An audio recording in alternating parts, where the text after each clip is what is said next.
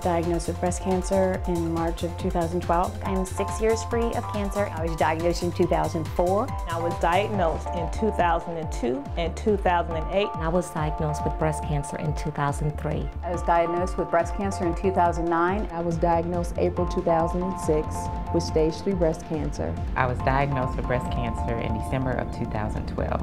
I was diagnosed March 2013. Seeing these ladies walk out and embrace, I'm a woman who beat breast cancer, or I'm a woman who's fighting breast cancer.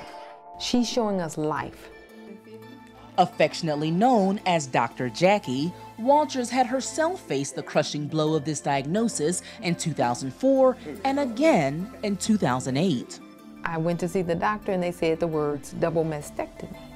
And there is where your world kind of stopped, because again, a breast, you know, take my breast, that's who we are. That's the first thing you typically see on most women. Now they have a lot.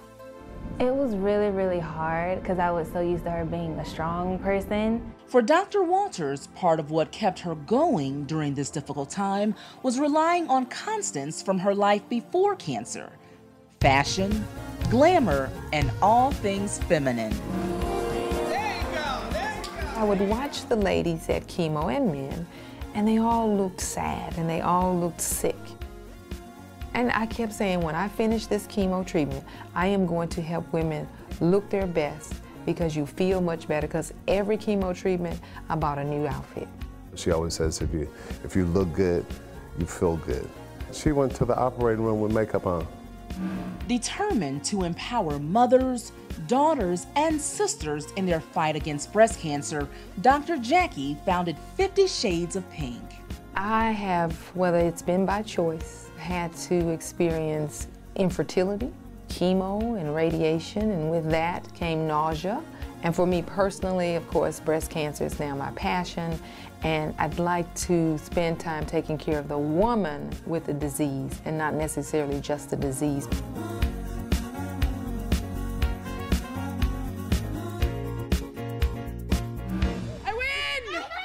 I was pumping at work and I felt the bump, and so because I'd had a clogged milk duct before with one of them, I thought, oh, well, maybe that's just all it is.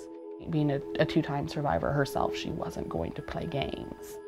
Abigail's been a patient of mine for 10 years. 4 months after delivering the last baby, she comes in and we're thinking milk duct, something, but immediately when I feel it, it doesn't feel right. She said it was cancer, that it was an infiltrating ductal carcinoma, and it was 5 centimeters in mass, which meant that it was the size of a golf ball. All I wanted to be was a mom. If something happens, then I feel like I have failed them on that.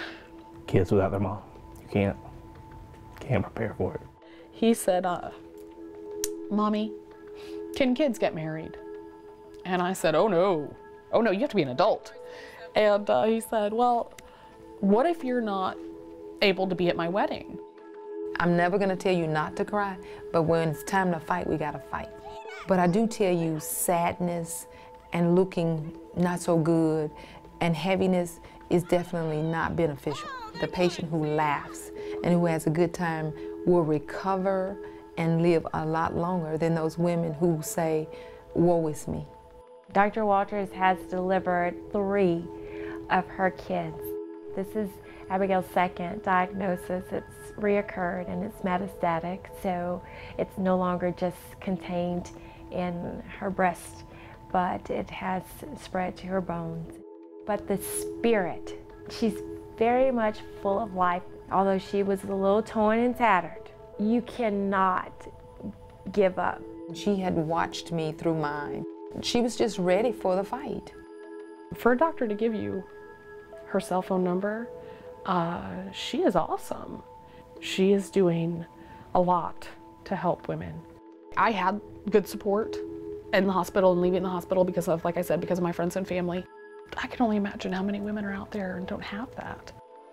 Since Married to Medicine and with my vaginal blog, I've gotten tons and tons of emails. I've got a number to call this evening. She saw the episode about breast cancer. She saw the 50 Shades of Pink luncheon. And she said, I don't think I can control my emotions like you. Tell me what I need to do. But now, when I call these people, we have 50 Shades of Pink Foundation. I thought Shades of Pink because every ribbon in breast cancer tells a different story. 50 Shades of Pink made me put on these shoes today and get out of my bed because she's right. It's how you feel. Anything you can do to make yourself feel like the same person you were before surgery is huge, as far as recovery, as far as your well-being. So day of surgery, she shows up with this big box from Nordstrom, and it's filled with pajamas and blankets, and oh my gosh, the softest blanket ever. That's truly what 50 Shades of Pink offers each woman, a personal, glamorous guide to help navigate one of the most difficult times in their lives. Until you sit in that room with those 60 amazing women telling their stories at different times, different places, different tones, it was all the same. And until you witness that, you won't ever know what it feels like to be a part of 50 Shades.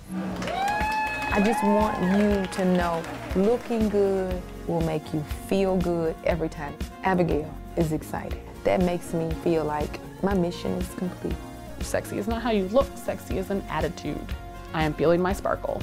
I would like to help 50 Shades of Pink help women find their sparkle, because everybody deserves to sparkle. I am I am a shade of pink, pink, pink, shade of pink.